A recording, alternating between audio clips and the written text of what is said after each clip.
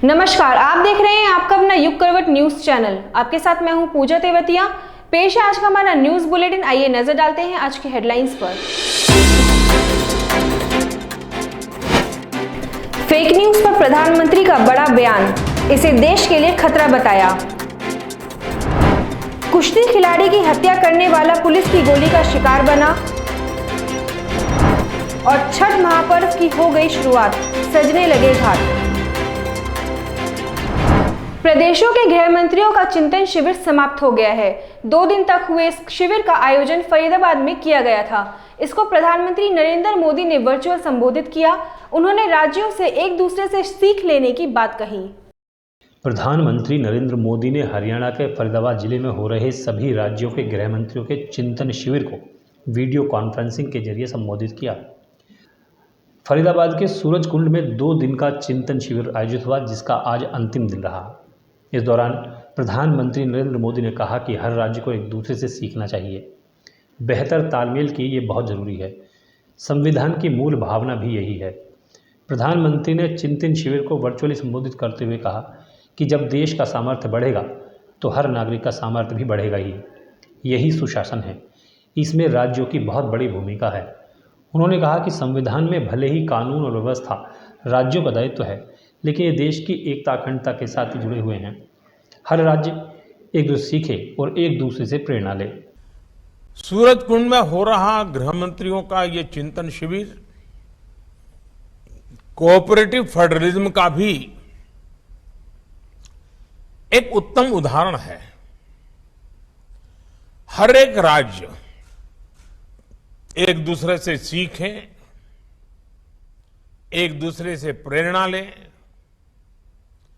देश की बेहतरी के लिए मिलजुल करके काम करें। ये संविधान की भी भावना है और देशवासियों के प्रति हमारा दायित्व भी है। साथियों, आजादी का अमृत काल हमारे सामने है। आने वाले 25 साल देश में एक अमृत पीढ़ी के निर्माण के हैं। ये अमृत पीढ़ी पंच प्राणों के संकल्पों को धारण करके निर्मित होगी। विकसित भारत का निर्माण, गुलामी की हर सोच से मुक्ति, विरासत पर गर्व, एकता और एकजुटता और सबसे प्रमुख बात नागरिक कर्तव्य, इन पंच प्राणों का महत्व आप सभी भली भांति जानते हैं, समझते हैं। प्रधानमंत्री नरेंद्र मोदी ने कहा कि आज़ादी का अमृतकाल हमारे सामने है। आने वाले 25 वर्ष देश में एक अमृत पीढ़ी के निर्माण के हैं। ये अमृत पीढ़ी पंच प्राणों के संकल्प को धारण करके निर्मित होगी। ये पंच प्राण है विकसित भारत का निर्माण, गुलामी की हर सोच से मुक्ति, विरासत पर गर्व, एकता, एकजुटता और नागरिक कर्तव्य। इन पंच प्राणों का महत्व सभी भलीभांति जानते हैं और समझते हैं। ये एक विराट संकल्प है। इसको सिर्फ और सिर्फ सबके प्रयास से ही सिद्ध किया जा सकता है। ब्यूरो रिपोर्ट, युग करवट। पूर्वांचल का प्रमुख पर्व छठ पूजा आज से शुरू हो गया है। गाजियाबाद में 70 से ज्यादा स्थानों पर घाट बनाए गए हैं। हिंडन नदी और मुरादनगर नहर पर विशेष इंतजाम किए गए हैं। अधिकारियों ने घाटों का निरीक्षण भी किया। सूर्य की उपासना का सबसे बड़ा पर्व आज से प्रारंभ हो गया है। 4 दिन तक चलने वाले इस महापर्व का समापन 31 अक्टूबर को होगा। शुक्रवार को नहाय खाए के साथ व्रतियों ने सूर्य की उपासना के इस महापर्व का शुभारंभ किया। गाजियाबाद में बड़ी संख्या में पूर्वांचल के लोग रहते हैं, जो हर साल बड़ी संख्या में छठ व्रत बनाते हैं। इसके लिए शहर में करीब 70 से अधिक स्थानों पर छठ घाट बनाए गए हैं। इसमें हिंडन नदी का घाट सबसे प्रमुख है। साथ ही मुरादनगर स्थित छोटा हरिद्वार का घाट भी महत्व रखता है। लेकिन इस बार हिंडन नदी के घाटों की समय से सफाई नहीं हो पाई। यहाँ गंदगी का आलम है। व्रतियों के परिजनों ने पूजन वेदी बनाने के लिए खुद ही घाटों की सफाई शुरू की, ताकि वेदी बनाई जा सके। इसके अलावा हिंडन और मुरादनगर गंगनहर किनारे सहित कई स्थानों पर जिले के पुलिस और प्रशासनिक अधिकारियों ने निरीक्षण किया।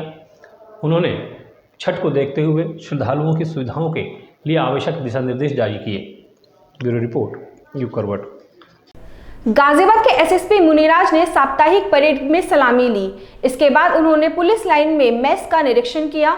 एसएसपी ने पुलिस कर्मियों को मिलने वाले भोजन की क्वालिटी भी टेस्ट की। ये गाजियाबाद के एसएसपी मुनिराज हैं।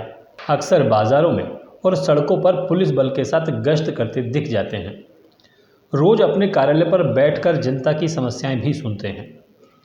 आज ये पुलिस मेस में पहुंच गए, जहां पुलिस कर्मियों के लिए भोजन बनाया जा रहा था। दरअसल हर शुक्रवार को हरसाओं पुलिस लाइन में परेड होती है। आज हुई परेड के बाद एसएसपी सीधे मेस पहुंच गए। उन्होंने रसोई घर में पकाए जा रहे खाने की गुणवत्ता की जांच की। इतना ही नहीं, एसएसपी ने खाने को चखकर भी देखा। उन्होंने खाने की क्वालिटी को और अधिक बेहतर बनाने के निर्देश भी दिए। ब्यूरो रिपोर्ट, यूग करवट। रिटायर्ड आईएएस अजय शंकर पांडे ने एक नई पहल की है। उन्होंने आरडब्ल्यूए और दूसरे अनेक संगठनों को मिलाकर एक समिति बनाई है। समिति गाजियाबाद के विकास को लेकर काम करेगी।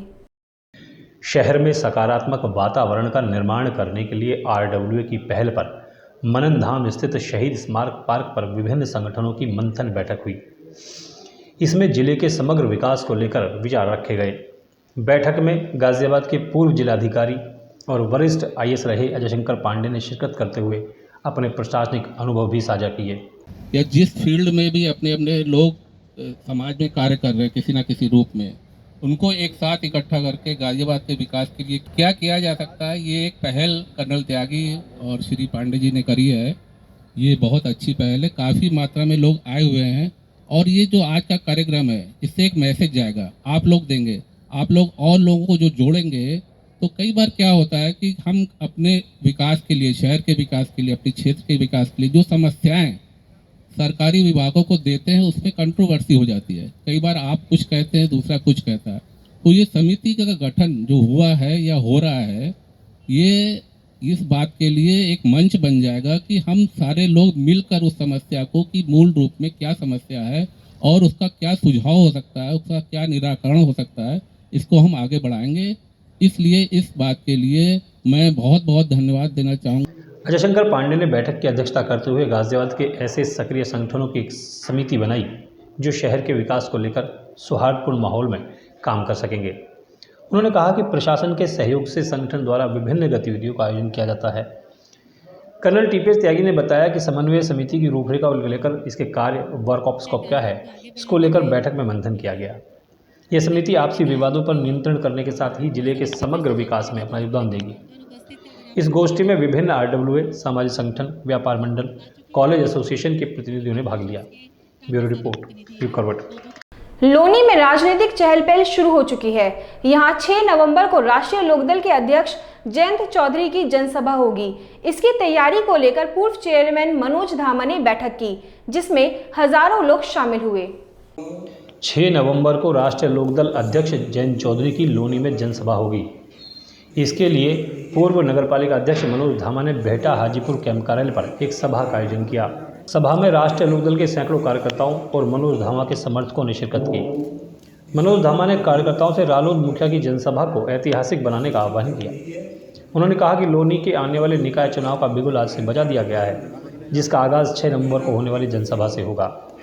अगला चुनाव लोनी की बदलेगी तस्वीर कार्यक्रम से होगा, जिसके जरिए विरोधियों को करारा जवाब दिया जाएगा।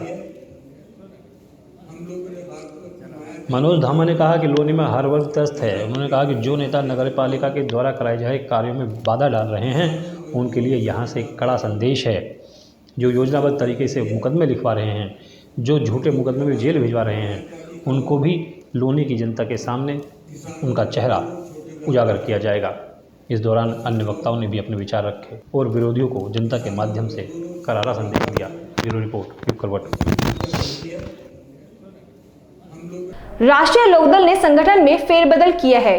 गाजियाबाद में रेखा चौधरी को महानगर अध्यक्ष बनाया गया है। आज उनको विधिवत मनोनयन पत्र सौंपा गया। इस दौरान नेताओं ने कहा कि राष्ट्रीय लोकदल ही ऐसी एकमात्र पार्टी है जहां महिलाओं को वास्तविक सम्मान मिलता है। राष्ट्रीय लोकदल के अध्यक्ष जयंत चौधरी के निर्देश पर रेखा चौधरी को गाजियाबाद महानगर अध्यक्ष नियुक्त किया गया है। इस अवसर पर हुई एक प्रेस वार्ता में राष्ट्रीय सचिव सुखबीर सिंह गठीना, क्षेत्रीय संगठन मंत्री भोपाल सिंह गुर्जर, मंडल अध्यक्ष इंद्रवीर सिंह भाटी ने रेखा चौधरी को मनोनयन पत्र सौंपकर अध्यक्ष बनाए जाने की विधिवत घोषणा की। इस दौरान रालोद नेताओं ने कहा कि यही एक ऐसी पार्टी है जहां महिलाओं को मान और सम्मान दिया जाता है। यहां नेताओं ने कहा कि रालोद हमेशा से ही किसानों, युवाओं, महिलाओं, छोटे कारोबारियों, मजदूरों की शुभचिंतक पार्टी रही है। रालोद ने हमेशा ही अग्रिम पंक्ति में महिलाओं को प्रतिनिधित्व दिया है। रेखा चौधरी को महानगर अध्यक्ष बनाकर इस परंपरा को बरकरार रखा गया है। संगठन के गठन का कार्य लगातार चल रहा है। उन्होंने उम्मीद जताई कि रेखा चौधरी सभी वर्गों को पार्टी के साथ जोड़ते हुए उनकी अपेक्षाओं पर खरा उतरेंगी। रालोद नेताओं ने कहा कि वे संगठन को बखूबी चलाएंगे। जयंत चौधरी ऐसे नेता हैं जो सिर्फ महिलाओं को सम्मान देने की बात ही नहीं करते, बल्कि उसे ज़मीनी स्तर पर लागू भी करते हैं। निकाय चुनाव पर बोलते हुए उन्होंने कहा कि पार्टी समाजवादी पार्टी के साथ गठबंधन करेगी। कर्मठ, जुझारू, मेहनती और समर्पित महिलाओं को पार्टी में प्राथमिकता के आधार पर टिकट दिए जाएंगे।